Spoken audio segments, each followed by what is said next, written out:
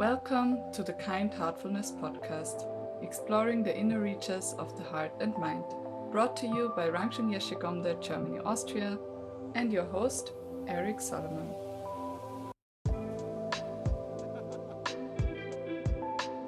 Welcome to the Kind Heartfulness Podcast. This is our first episode. I'm your host, Eric Solomon. I'd like to say a few things to begin with why we're doing this podcast. This came out of the wishes and intentions of our guru Chokyi Nyima Rinpoche in concert with Rangjung Yeshe Gomde in Austria, a marvelous place for the study and practice of Tibetan Buddhism, as taught by Kagyu Rinpoche and Chokyi Nyima Rinpoche and many other great teachers.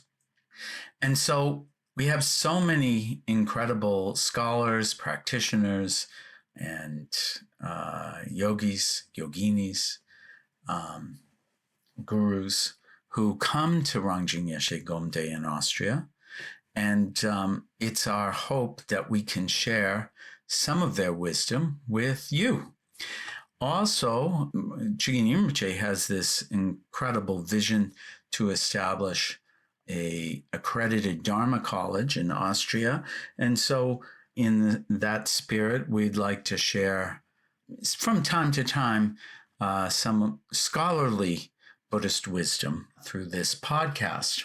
So today, being our very first podcast, it's going to be a little different than other ones coming up, because first of all, we're going to start with our supreme benefactor, Chokyi Nyima Rinpoche himself, who's going to open up our series with a short talk and answer to my question.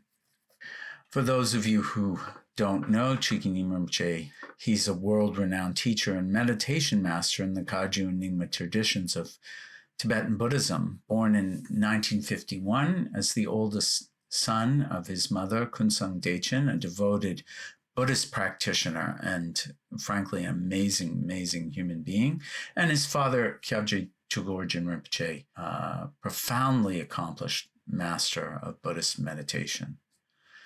As a child, Chokyi Nyima, which means son of the Dharma, was recognized as the seventh incarnation of the Tibetan meditation master, Gar Drupchen.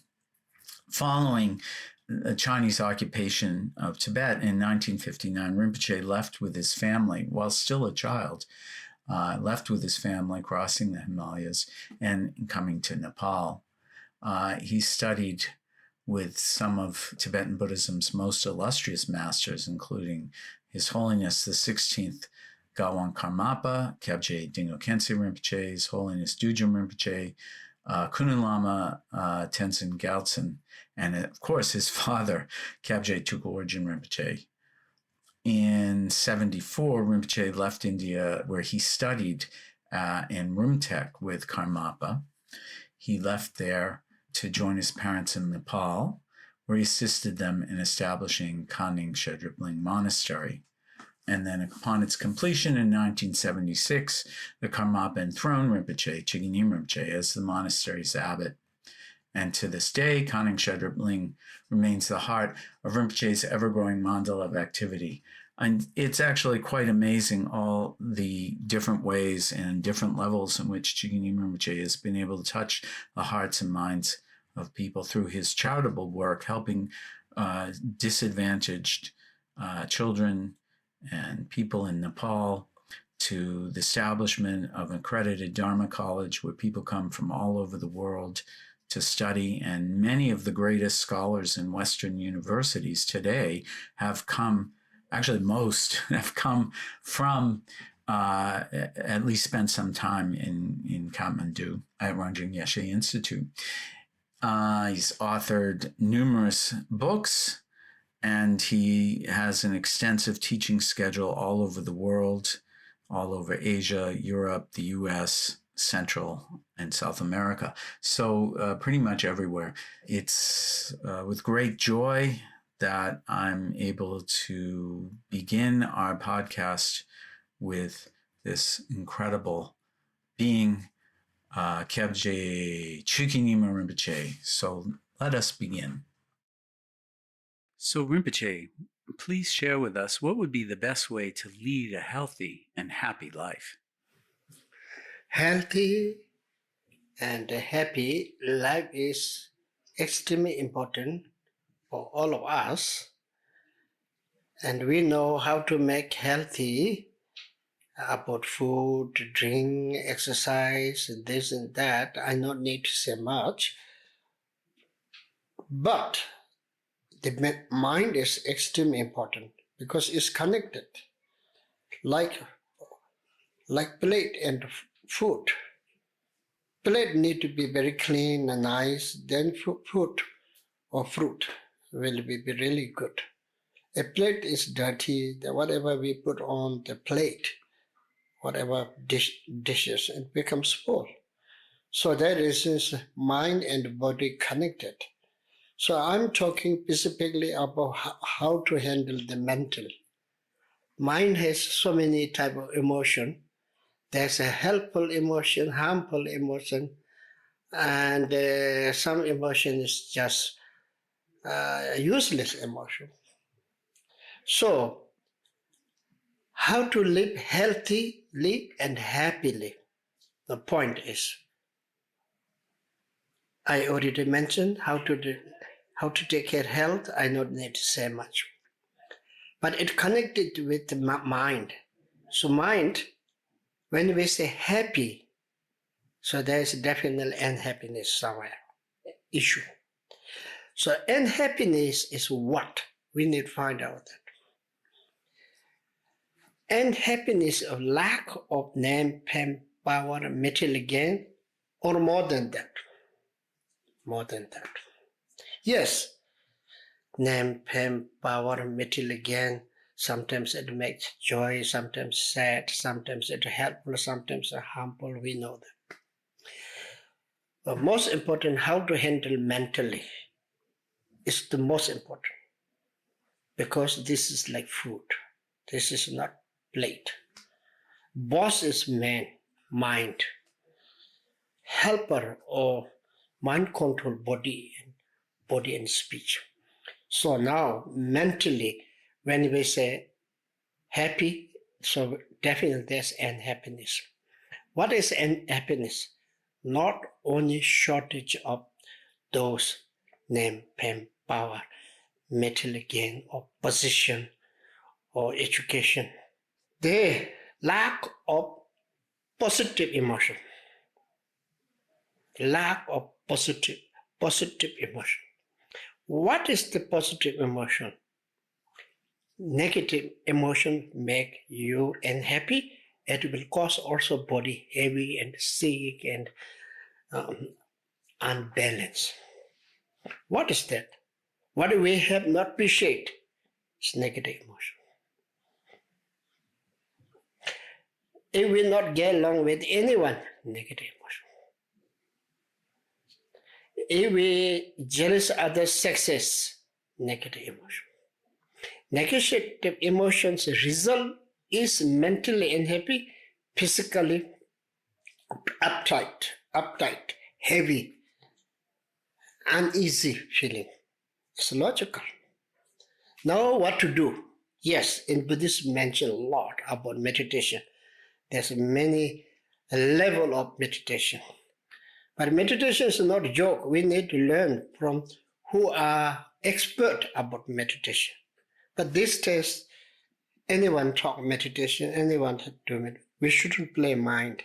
Mind is much more sensitive than body. If we learn body exercise the wrong way, what kind of effect we know. So we shouldn't play about the mind. You need to see expert and learn proper. So now here case, okay, we're not talking meditation, but we're talking how to live happily.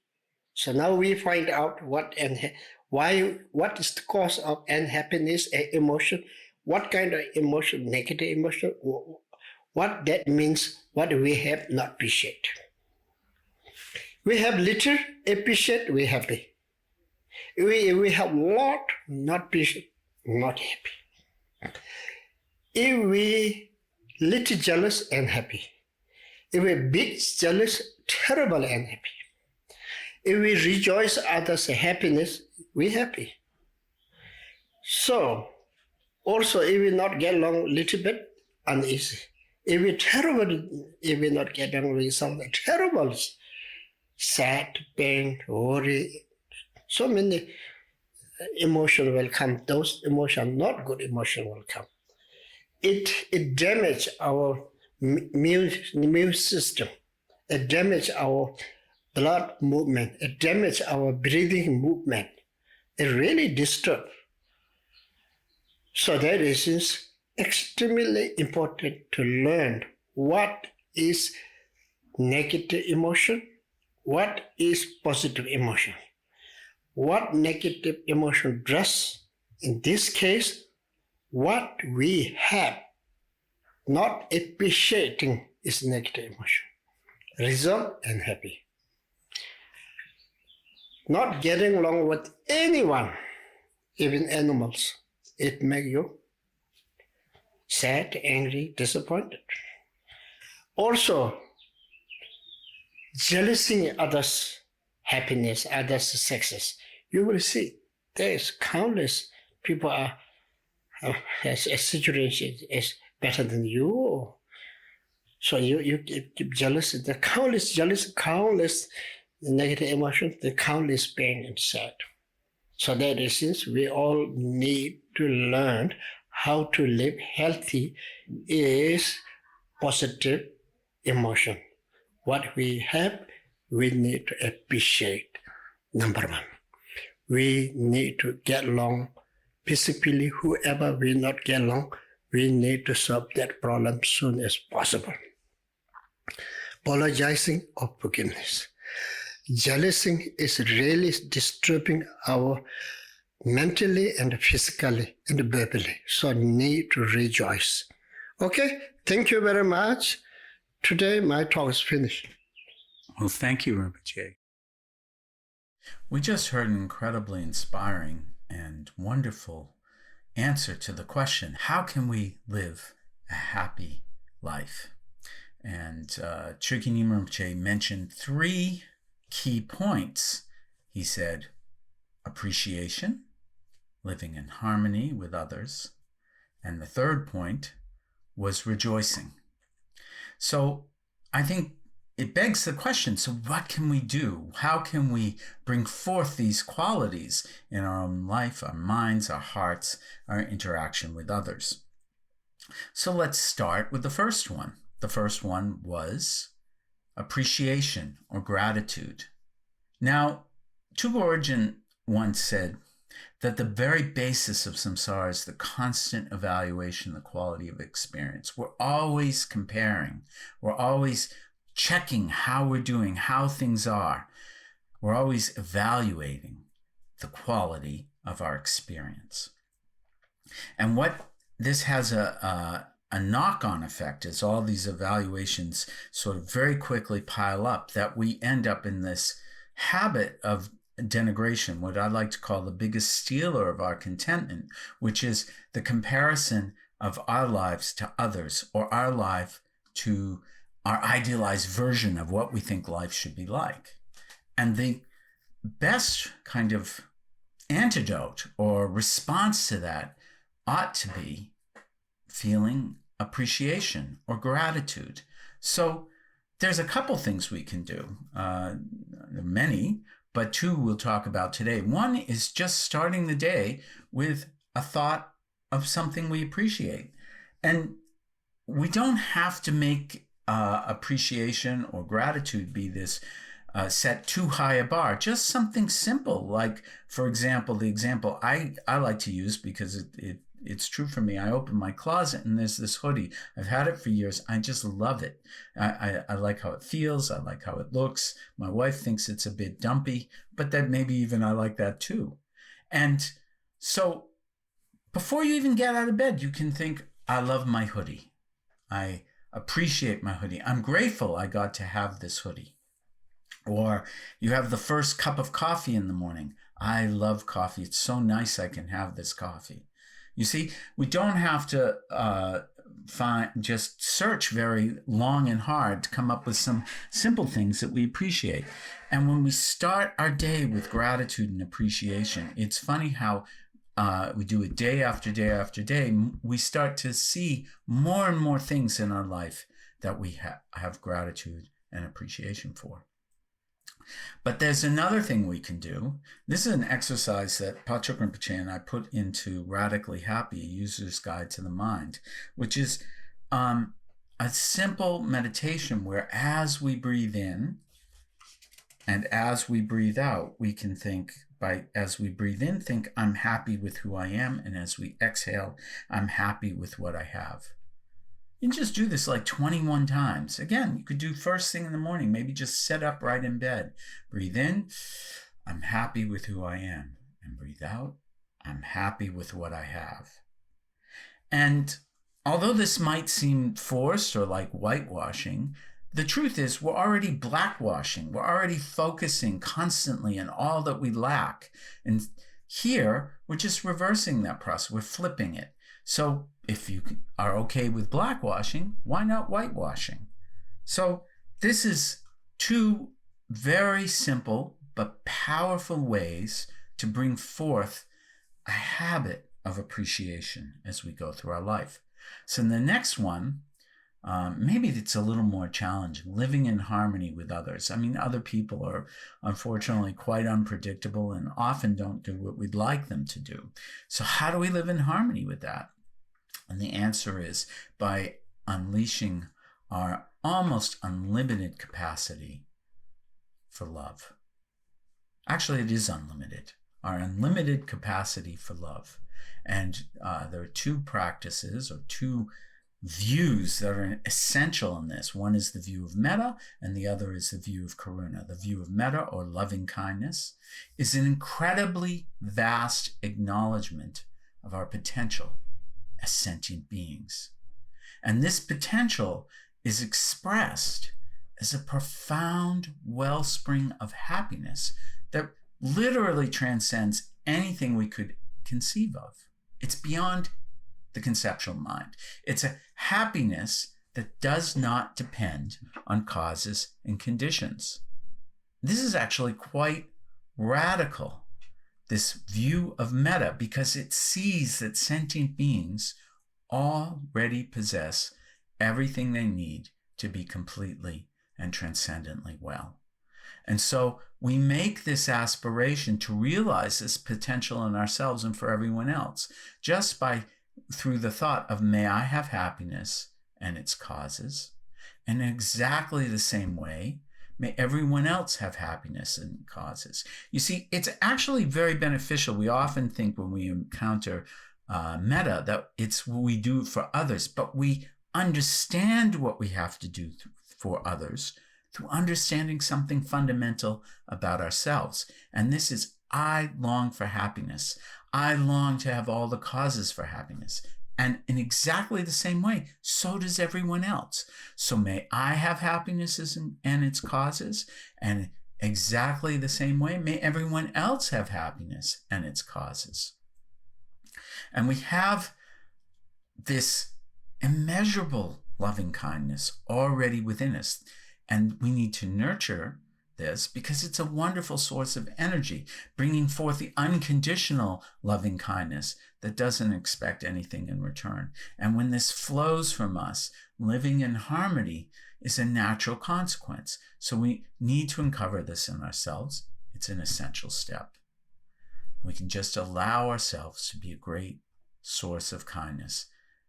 And then eventually when other people harm us, rather than responding with hurt or anger, our spontaneous response will be wishing them happiness and its causes. And how do we do it? Again and again by thinking, may I have happiness and all its causes, and in the exact same way, may everyone else have happiness and its causes. So that's metta. Now, what about karuna? Karuna or compassion. Now, here, the view is actually more like the weather report. It's kind of like taking stock of where we are right now in this very moment. it's expressed as a heartfelt yearning. Just as I long to be free from suffering and its sources, I long for all beings to be free from suffering and its sources. So here, it's very similar to loving kindness or metta practice, in the sense that we start by understanding how we suffer and why we suffer, what causes suffering, and longing to be free from it. And then realizing that everyone else is in the same predicament, although many don't exactly understand the cause of suffering. And so out of this arises this kind of wellspring of love, compassion, love expressed as compassion, or kind of responsiveness. This is Chokyi in Tibetan, this responsiveness to the needs of others, that may, just as I wish to be free of suffering and its causes, all beings do. May I help, may I be of service in freeing people from that suffering. So loving kindness addresses the positive side of sentient beings, their unlimited potential, whereas compassion addresses the current predicament of cyclic existence. But karuna is not negative, since it holds to the vision that suffering and dissatisfaction that we're currently enmeshed in is adventitious. It's not permanent. We can be set free. And this is really also quite a positive message. So our goal then is to uncover a natural responsiveness to the needs of others. Again, here's a simple practice, something again from Radically Happy, that we can do. As we inhale, we can think, may all beings be free from suffering. As we exhale, may all have happiness and its causes. So exhale, may all beings be free. May all beings have happiness and the causes of happiness. Inhale, may all beings be free of suffering and its causes. And if you want, as you exhale, you can see this warm light spreading from your heart, touching beings, all parts of the universe, and bringing them relief.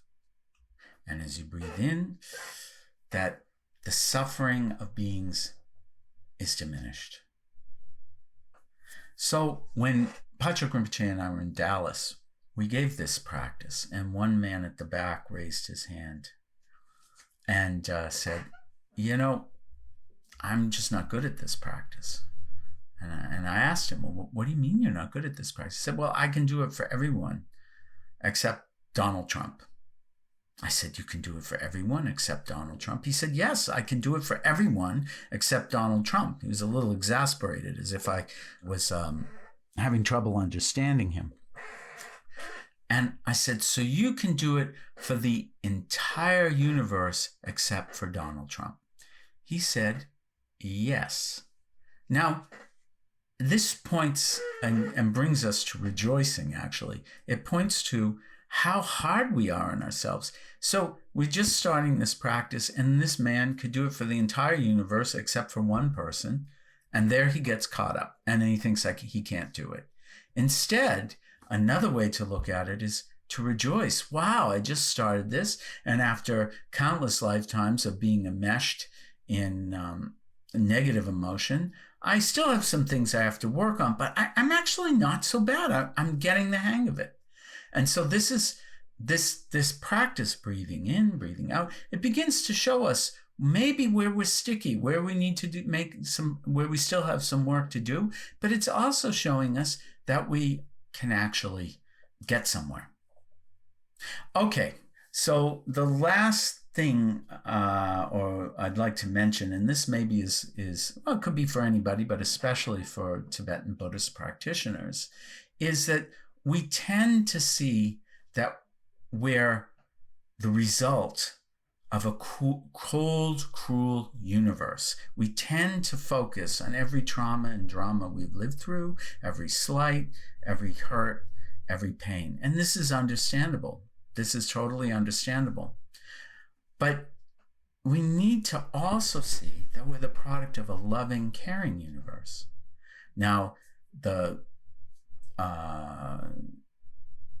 strongest way to do this is if we have a teacher like Chokyi Nyima Rinpoche. Probably many of you listening to this podcast have our student of Chokyi Nyima Rinpoche, or have a teacher, and they've shown you the way to be free, maybe even given you a little bit of an experiential taste, and naturally you feel gratitude and you feel you can say love of that teacher's expression of their wisdom intent.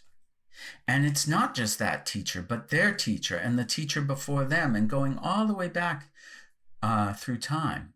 And you're the recipient of it. And it is because it's a loving, caring universe that you're the recipient of that. And this is why it's good to contemplate we call it the blessing of the lineage.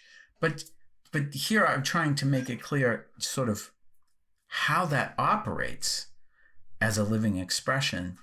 It's this: we've received something beautiful, we appreciate it, and it's because of something fundamentally amazing about our phenomenological world. We are actually the product of love. And when we see that, when we allow ourselves to feel it, when we contemplate it, something fundamental gets healed in us. And then it's so much easier when we say, may you have happiness and its causes. May you have be free of suffering and its sources. You see, then it's just because something in us is starting to heal. It comes much more naturally, much more easily. And our response to people when they hurt us is one of kindness, compassion, and care. Now, if you don't have that kind of relationship with the teacher, it still works. You just think of someone, perhaps when you were a child, someone who mentored you, could be a teacher in school, someone who gave you a gift through education, or perhaps it was a relative who cared for you when you had a very serious disease. And then you think it's not just them, but it's the people who cared for them or taught them, and the people who taught them and taught them. And it's interesting because when we begin to consider these things, we find more and more examples in our life, ones we perhaps have forgotten about for years, and see that although not everything in our life has been perfect, so much of who we are is informed from this perspective of a kind and caring universe. Okay, so now rejoicing. Rejoicing's great. It's so simple, and it's the best antidote to jealousy. Now, why do I say it's great? Because the effect is immediate. You know, the other two, sort of having gratitude or appreciation, it may not make that much of a difference on day one. It may take some effort before you start to feel in your life and your heart and your mind the benefit of gratitude. Same with trying to live in harmony with others. Although you make good efforts, because all of us have strong habits, ways of responding to situations that make it difficult, even though we don't want to behave a certain way. Sometimes we behave in ways we later regret, even though we're doing karuna and metta practice. This happens. Eventually, gradually, we begin to see our life is informed by that, and it has made a huge difference, but maybe not on the first day. But the thing that's amazing about rejoicing is, well, while you're doing it, the benefit is immediate. You're rejoicing, you're happy, you're well. And so this is what makes this practice, you can say, more fun, more easy to do, and inspires us to do more. So what does it mean? It means whenever we hear about something good that happened to someone, rather than reacting with, why not me? Why can't that happen to me? We simply think, how wonderful, and we enjoy it. We enjoy it.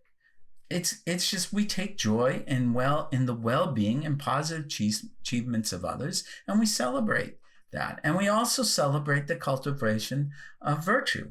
It's also nice because it kind of balances the goal orientation of karuna and metta, since sympathetic joy or rejoicing has nothing to do with achieving something. It's just about rejoicing.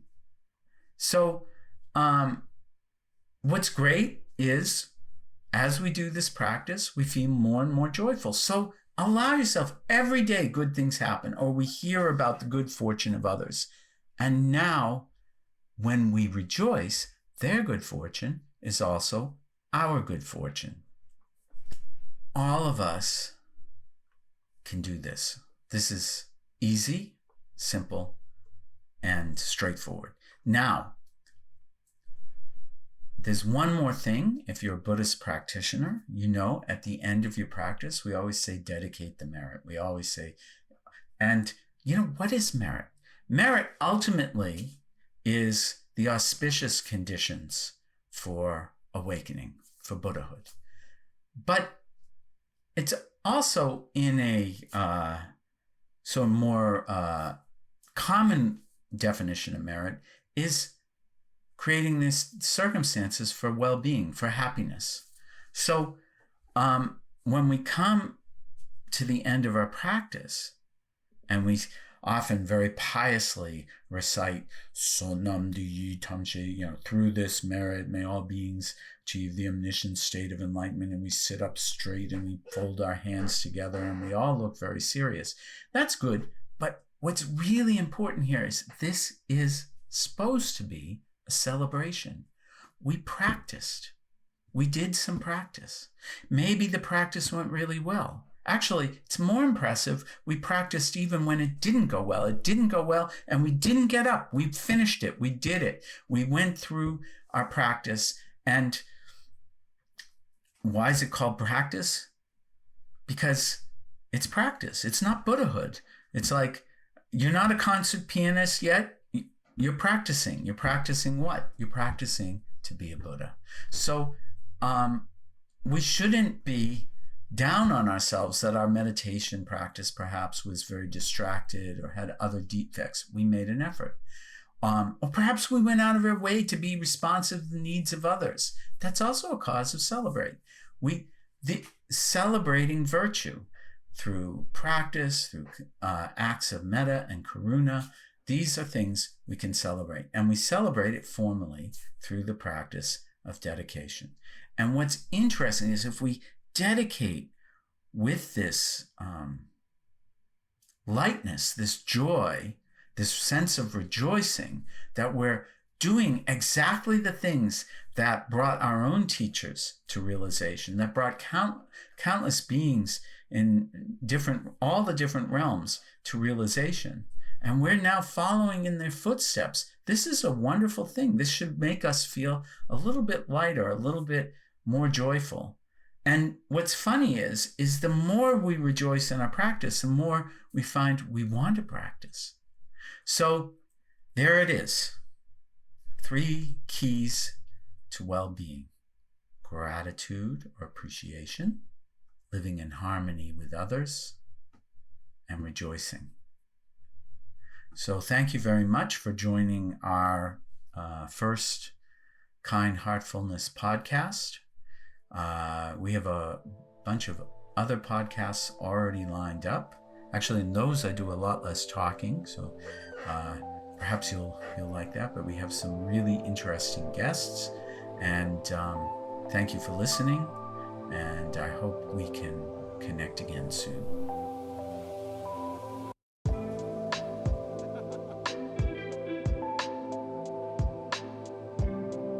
Thanks for listening. If you have enjoyed today's podcast, we like to invite you to continue the journey into the heart of enlightened mind at gomde.eu.